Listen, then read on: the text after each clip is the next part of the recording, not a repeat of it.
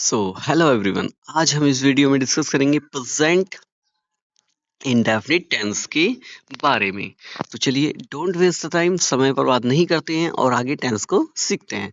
तो देखिए present indefinite, जब आपको प्रेजेंट इंडेफिनिट वाक्य सीखना हो ना, तो यहाँ पे आपको क्या आना चाहिए? सबसे पहले इस सेंटेंस की पहचान होना आपको जरूरी है।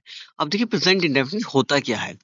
तो आपको क्या करना होता है प्रेजेंट इंडेफिनिट को फाइंड आउट करने के लिए सबसे पहले आपको क्या करना है, उस वाक्य के यानी जब आप ट्रांसलेशन करेंगे उस वक्त जो भी वाक्य आपको हिंदी में दिया गया है, अगर उनके लास्ट में ता है, ती है, ते हैं, ताहू शब्द आते हैं, तो आप समझ जाना this is the present indefinite tense. ये स्टूडेंट्स हमें बहुत अच्छे से पता है कि मोस्ट ऑफ द सेंटेंस जो होते हैं वो इन प्रोनाउन से बनते हैं। तो देखिए आप क्या करेंगे, इनको अच्छे से याद कर लेंगे। इसकी मैंने एक सेपरेट वीडियो बना दी है, तो आप उनकी हिंदी मीनिंग भी लिख लेना। तो देखिए यहाँ पे ही, सी, इट और नेम को हमने किस में रखा है? सिंगुलर में, यानी कि ये सारे के सारे सिंगुलर होते हैं। और देखिए जब आप वाक्य बनाएंगे ना, तो सबसे पहले इनमें से कोई एक लिखेंगे, देन वर्ब, और फिर जो भी वर्ब होगी उसमें एस या ईएस का प्रयोग आप करेंगे। इस तरह से आपका वाक्य बन जाएगा, सिंपल सेंटेंस। ऐसे ही नेक्स्ट है हमारे पास प्लूरल। अगर वाक्य में आपके पास आई, वी, यू, दे में से कोई एक होगा, तो उसमें वर्ब की केवल फर्स्ट फॉर्म का आपको प्रयोग करना है। देखिए फर्स्ट फॉर्म का प्रयोग आप वर्ब की यहाँ भी लगाएंगे, लेकिन वर्ब में एस या ईएस लगाएंगे कब? जब इनमें से कोई एक वाक्य में सब्जेक्ट के रूप में हुआ होगा, प्रयोग हुआ होगा। तो यहाँ पे आपको ये चीज ध्यान रखनी है। तो आई होप दैट आपको पहचान क्लियर हो गई है कि प्रेजेंट इंडेफिनिट के वाक्य में कि अंत में ता है, ती है, ते हैं शब्द आते हैं, और आई, वी, यू, दे के साथ आपको केवल वर्ब की फर्स्ट फॉर्म का प्रयोग करना है। और ही, सी, इट और किसी का नेम होगा तो उसमें आपको एस या ईएस का प्रयोग करना है। आगे बढ़ते हैं।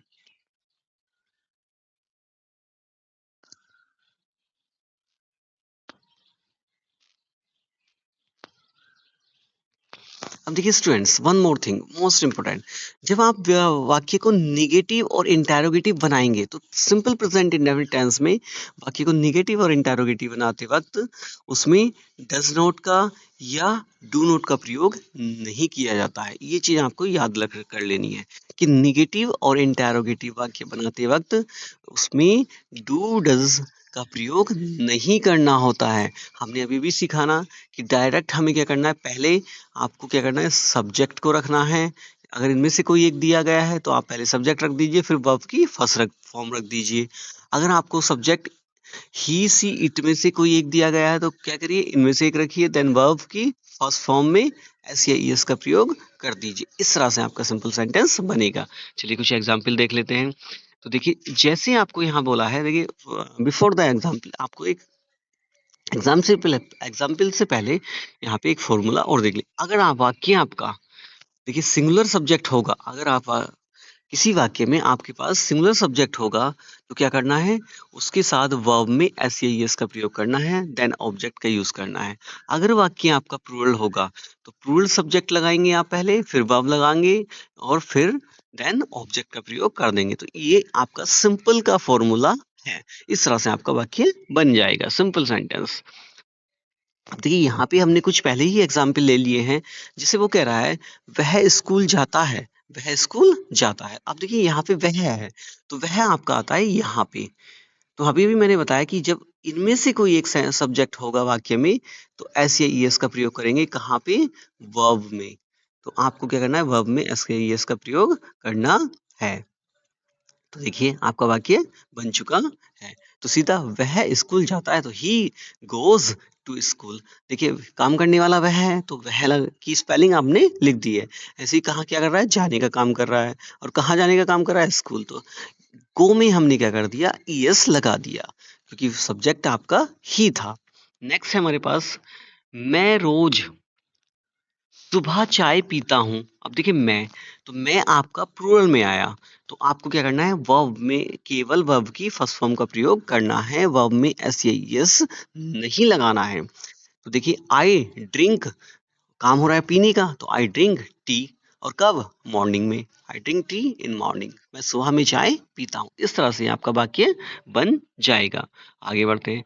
सूरज पूरब में उगता है। तो the sun rises in the east, the sun rises in the east. इस तरह से आपके वाक्य ट्रांसलेट हो जाएंगे। आगे देखिए, लड़कियां लड़कियां गाना गाती हैं, लड़कियां गाना गाती हैं।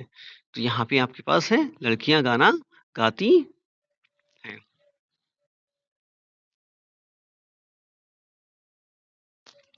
तो देखिए, लड़कियां क्या है, प्लूरल हैं। अब जब लड़कियां प्लूरल हैं तो हमने अभी देखा कि जब प्लूरल सब्जेक्ट होगा तो केवल वर्ब लगाएंगे, वर्ब में एस या ईएस नहीं लगाएंगे। तो देखिए, लड़कियां तो गर्ल्स, अब क्या कर रही हैं, गाना गा रही हैं, सिंग्स अ सॉन्ग। तो लड़कियां गाना गाती हैं। तो this is a simple sentence. तो सिंपल सेंटेंस में देखिए हमने क्या करना है, सबसे पहले काम करने वाला केवल सब्जेक्ट लिख देंगे। आप केवल सब्जेक्ट करेंगे, सब्जेक्ट के बाद वर्ब की फर्स्ट फॉर्म प्लस ऑब्जेक्ट, यानी कि जो भी काम हो रहा होगा। इस तरह से वाक्य आपका बन जाएगा। अब देख लेते हैं निगेटिव सेंटेंस। आप निगेटिव सेंटेंस को किस तरह से बनाएंगे। तो देखिए, निगेटिव करना है आपको। तो अब देखते हैं निगेटिव सेंटेंस आप किस तरह से बनाएंगे। तो निगेटिव सेंटेंस में देखिए फॉर्मूला याद कर लीजिए, पहले सब्जेक्ट आ जाएगा, सिंगुलर होगा तो सिंगुलर और प्लूरल होगा तो प्लूरल। अगर आपका सब्जेक्ट सिंगुलर है तो डज नॉट, और प्लूरल है तो डू नॉट लगाएंगे। फिर वर्ब की फर्स्ट फॉर्म लगाएंगे, यहाँ भी वर्ब की फर्स्ट फॉर्म लगाएंगे। अब ध्यान देना कि अब निगेटिव सेंटेंस है और इंटेरोगेटिव सेंटेंस आएंगे तो कहीं भी अब एस नहीं लगेगा। एस केवल सिंपल सेंटेंस में लगता है, वो भी ही सी इट और किसी के नाम के साथ, जब वाक्य में सिंगुलर फॉर्म होगी। आगे बढ़ते हैं। तो देखिए, अब आपके पास वाक्य आ रहा है, वह झूठ नहीं बोलता है। तो देखिए, he does not tell a lie, वह झूठ नहीं बोलता। इस तरह से वाक्य बन जाए। हम यहाँ नहीं रहते, we don't live here, we don't live here. इस तरह से वाक्य बन जाएगा, क्योंकि हमें पता है वी के साथ डू नॉट का यूज करते हैं और काम रहने का हो रहा है। तो इस तरह से वाक्य बन जाएगा। ऐसे रीता खाना नहीं बनाती है, Rita does not cook food, Rita does not cook food. इस तरह से खाना, देखिए नाम आया, सिंगुलर आया है, लेकिन क्या है वाक्य नेगेटिव में, इसलिए हमने कुक में कुक्स नहीं किया। आगे बढ़ते हैं। पक्षी आकाश में नहीं उड़ते हैं। तो वर्ड्स देखिए, वर्ड्स प्लूरल हो गया, यानी कि आपका जो वाक्य का सब्जेक्ट है वो प्लूरल हो चुका है। एक पक्षी नहीं, बहुत सारे, इसलिए हम क्या करेंगे। और दूसरा, ये सेंटेंस नेगेटिव में है, तो देखिए हम क्या करेंगे, डू नॉट का यूज करेंगे। तो हमने डू नॉट का यूज क्यों किया, क्योंकि हमने अभी भी देखा कि वाक्य में जो सब्जेक्ट है वो प्लूरल है। और फ्लाई इन द स्काई, तो words do not fly in the sky. तो इस तरह से आपका नेगेटिव वाक्य बन जाएगा। आगे बढ़ते हैं। नंबर 3। तो देखिए, यहाँ पे आपके पास आए हैं इंटेरोगेटिव टेंस। क्या आए हैं, इंटेरोगेटिव टेंस। तो देखिए, इंटेरोगेटिव के लिए सबसे पहले क्या करना है, आपको डूडस का प्रयोग करना है। अब डूडस का प्रयोग कर दोगे, फिर सब्जेक्ट लगाना है, डूडस के बाद सब्जेक्ट लगाना है, फिर वर्ब को यूज करना है, फिर आपको वर्ब का यूज करना है, देन वर्ब के बाद ऑब्जेक्ट का यूज करना है। तो इस तरह से आपका फॉर्मूला आपके पास है और वाक्य बन के आपको तैयार। देखिए ध्यान देना, इंटेरोगेटिव वाक्य में आपको क्या करना है, ये ध्यान रखना है कि इन वाक्यों की शुरुआत क्या से होगी। क्या से, जब वाक्य की शुरुआत क्या से हो तो सबसे पहले वाक्य के अंदर डूडस आएगा। क्योंकि हम क्या गलती कर देते हैं, क्या, तो हम वोट को यूज कर देते हैं, वोट लगा देते हैं, लेकिन ऐसा आपको नहीं करना है। वोट डब्ल्यू एच फैमिली अभी आप यूज नहीं करेंगे, क्योंकि वाक्य की जब स्टार्टिंग होती है तो हेल्पिंग वर्ब हम सबसे पहले लगाते हैं। तो सबसे पहले डूडस लगाएंगे, फिर सब्जेक्ट लगाएंगे, फिर वर्ब की केवल फर्स्ट फॉर्म और ऑब्जेक्ट लगा देंगे। इस तरह से आपका वाक्य ट्रांसलेट हो जाएगा। तो देखते हैं पहला एग्जाम्पल क्या है।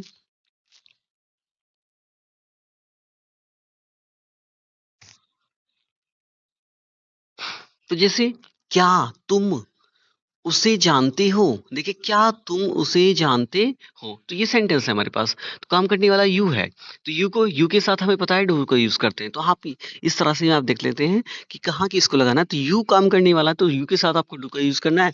और जानने की होती है नो, और ही मिस उसे, क्या तुम उसे जानते हो।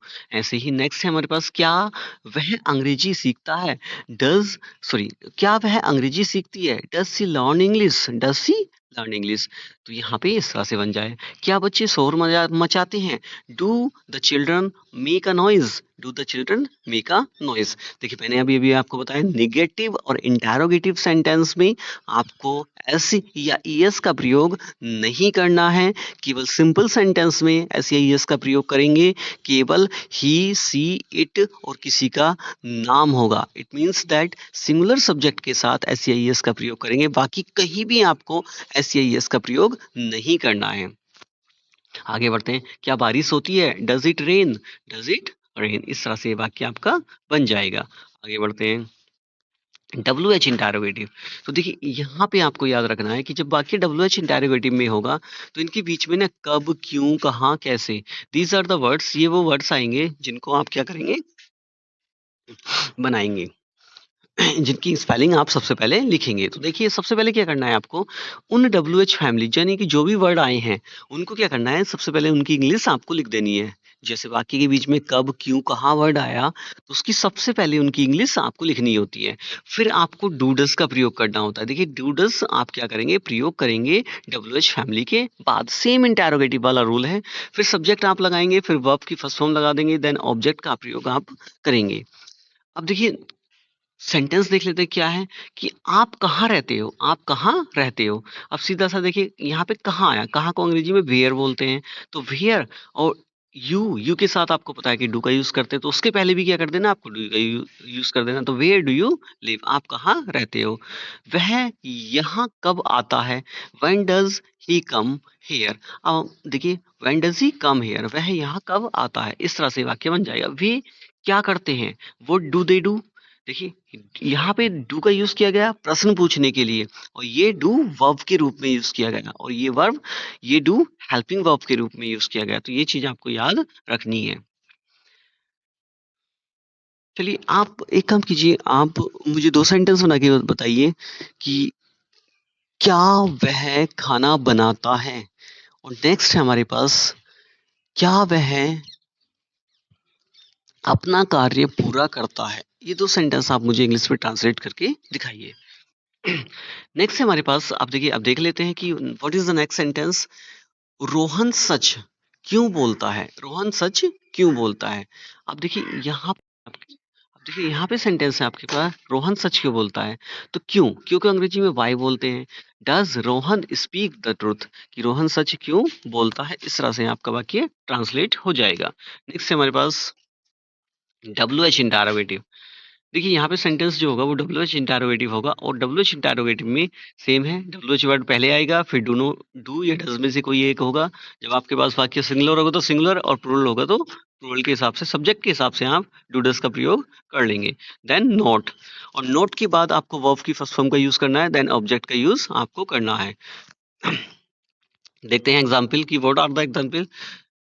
क्या, सॉरी, तुम स्कूल क्यों जाते हैं। अब देखिए यहाँ पे जो वर्ड्स हैं क्यों, ये वर्ड्स जो हैं वो बीच में आया है। अब हमने अभी भी सीखा है कि क्या, क्यों, कब, कहाँ, कैसे, ये वर्ड्स अगर आएंगे तो वाक्य में सबसे पहले इनकी स्पेलिंग हम लिखेंगे। तो देखते हैं, क्यों को अंग्रेजी में वाई बोलते हैं, ऐसे ही यू काम करने वाला यू है, तो यू के पहले भी हमें क्या करना है, डू का प्रयोग करना है। तो why do you not go to school, तो यहाँ पे नोट ध्यान रखना सब्जेक्ट के बाद आएगा। सब्जेक्ट के बाद सबसे पहले डब्ल्यू एच फैमिली का वर्ड, यानी कि क्या, क्यों, कब, कहाँ, जो भी होगा उसकी स्पेलिंग, फिर डू या डज में से कोई एक, फिर सब्जेक्ट, फिर नोट आपको लिखना है। इस तरह से आपका ये वाक्य बन जाएगा। ऐसे ही, वह तुमसे क्यों नहीं, सॉरी, वह तुमसे बात क्यों नहीं करती है। नेक्स्ट सेंटेंस है आपके पास, वह तुमसे बात क्यों नहीं करती है। तो सीधा वाक्य बन जाएगा, why does she not talk to you, why does she not talk to you. हम मैच क्यों नहीं जीतते हैं, हम मैच क्यों नहीं जीतते हैं। Why do we not win the match, why do we not win the match. ऐसे ही वे दवा क्यों नहीं लेते हैं, why do they not take medicine, why do they not take medicine, वे दवा क्यों नहीं लेते हैं। इस तरह से वाक्य बन जाएगा। तो देखिए अगला, सॉरी, आप क्या करिए, दो तीन सेंटेंस आप मुझे बनाइए कि वह पढ़ाई क्यों नहीं करता है, वह पढ़ाई क्यों नहीं करता है। नेक्स्ट है हमारे पास,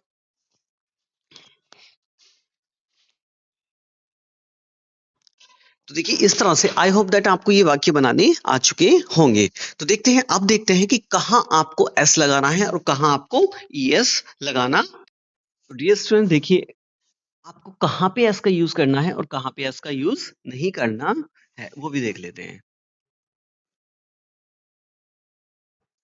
तो चलिए स्टूडेंट देख लेते हैं कि कहाँ पे आपको एस का यूज करना है और कहाँ पे एस का यूज नहीं करना है। तो देखिए ध्यान दीजिए,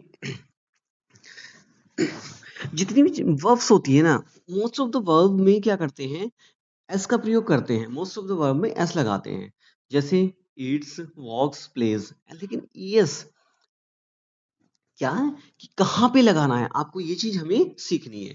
तो देखिए क्या करना है आपको, आपको करना है कि जिन भी वर्ब्स के, यानी कि जो भी वर्ब होंगी और उनके लास्ट में सी एच होगा, एस एच होगा, ये डबल एस होगा। क्या होगा, सी एच, एस एच या डबल एस होगा, और एक्स होगा, ओ, जेड। अगर ये शब्द दिए गए हैं तो आप समझ जाना यहाँ पे आपको ईएस का प्रयोग करना है। तो कहाँ आप, तो कहाँ पे आपको यूज करना है ईएस का, तो देखिए जिन वाक्यों के, जिन वर्ब के अंत में C H, S H, double S, X, O और जेड होगा, उनके बाद आपको ईएस लगाना होता है। और मोस्ट ऑफ द क्या करते हैं, आप एस लगाते हैं। देखते हैं आगे क्या है। अब देखिए वन मोर थिंग बेटा, मोस्ट इंपोर्टेंट।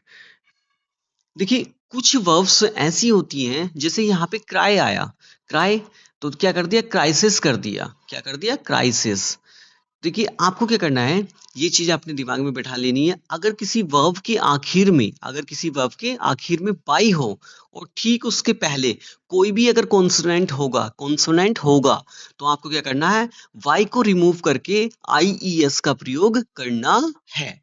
ओके, ऐसे ही नेक्स्ट एग्जाम्पल है हमारे पास फ्लाई। तो हम क्या करते हैं, फ्लाइज करते हैं। क्या करते हैं, फ्लाइज। तो इस तरह से आप क्या करेंगे, एस का यूज करेंगे। लेकिन याद रखना, अगर वाई के ठीक पहले कोई वोविल आया है तो आप केवल एस का यूज करेंगे, आईसीएस का प्रयोग नहीं करेंगे। तो स्टूडेंट्स आई होप दैट आपको ये बात समझ में आ चुकी है, और मिलते हैं अगली वीडियो में एक नए कंटेंट के साथ। तब तक बने रहिए मेरे साथ। Thank you.